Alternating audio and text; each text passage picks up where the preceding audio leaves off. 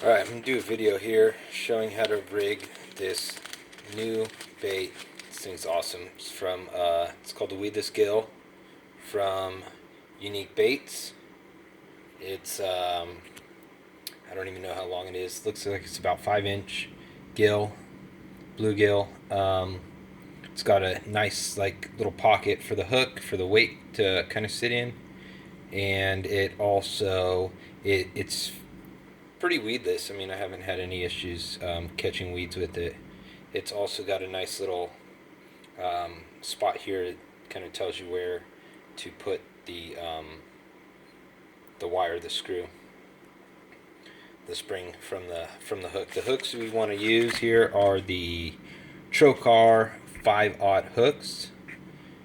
You can get these on Tackle Warehouse or wherever. You get the bait off of Yunique Baits website. So Gene's making these.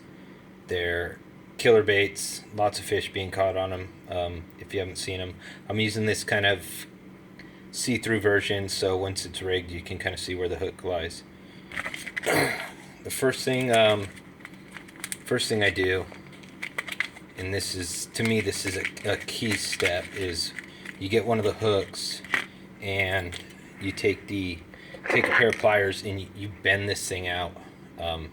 You want to really get that shank. Right now you can see that it kind of lines up with the line tie. It's a little bit higher, but if you put it on the bait here, you see that it, let me flip it over. You see that it kind of sits, I'm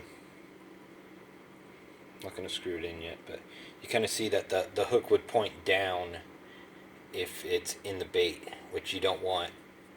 What you want to go for is you want to get that hook, once it's rigged, you want that shank to actually lie as flush to the top as possible. That's what's going to keep it weedless for you. So take a pair of pliers and you got to hold on to the hook pretty tight, and then you just kind of crank on this thing and just try to stretch it, bend it out. So sometimes it takes a couple tries. It looks like that might have worked. You can see there's a pretty significant difference. Let me see if I can show you compared to the original hook here. So I might have overbent it a little bit, but it's easy enough to tweak. You don't want to go back and forth a bunch of times because you're going to weaken the hook. But you can see here, that's the original hook up top, and then this is the bent version. So I'm going to rig that, and then we'll see how it is. And even after it's in the bait, you got to be careful. You don't want to rip up the bait, but you can kind of tweak on it a little bit if you have to. Get my phone back in here. So now I have my bent out hook, and I don't know if this will show up very well, but if I put this in here now, you can kind of see, if that's in place, the difference on where how that hook's going to lie inside the bait. You can see right there, kind of, it's more flush across the top. So next step is you just take the wire and put it into the, I don't think my camera's focused, but whatever. You kind of put the wire into this little hot hole. If you get one of the baits, it's hard to see in this, but if you get one of the baits, it's really obvious.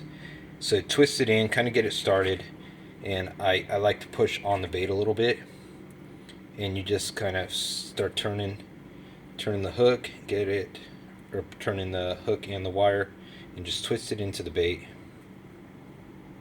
You don't gotta go all the way in, but I like to go just about where the line tie is just outside of the mouth here.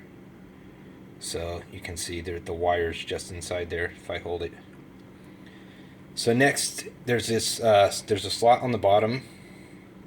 I don't know if you can see with the light how the light is, but there's a slot, and you can actually see in this clear version that there's a way, there's an area, like a pocket for this to go into. So you want to take the hook and you push it into that pocket, and then just push, there's like a little bit of a membrane, you just kind of push that back and get it lined up to the back of that pocket. from there, you just push into the bait, put your finger on the back, and you want that hook to kind of come to your finger right in front of the dorsal fin on this bait. So got it in there. You can see how it kind of comes out on the top. So this hook I did like I thought. I kind of overbent it a little bit, so you can see, I don't know if you can see that, kind of sticks up a little bit. So what I'll do is I'll just push the hook up. You can see what that hook pocket does on the bottom. It makes it where this hook can really come out of the bait, and that way you get a much better hookup. You have a lot more hook for that to grab on to. Once you set that hook and you pull it, it pops out like this, and then it's easier to get a hookup.